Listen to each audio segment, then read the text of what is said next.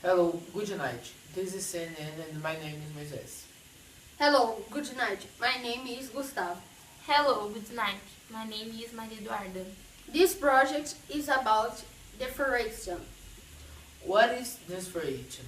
Desflorestation is when humans remove or clear large areas of forest lands and related ecosystems for non-forest use.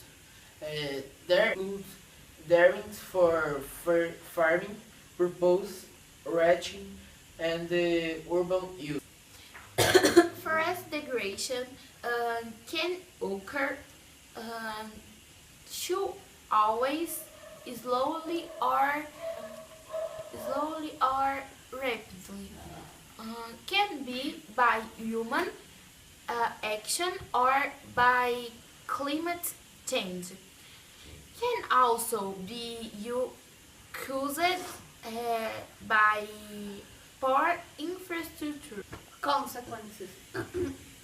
The consequences is about causes pollution and escape of animals to a city.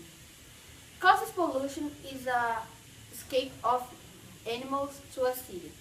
Deforestation causes are pollution by making it impossible it to put photosynthesis in trees.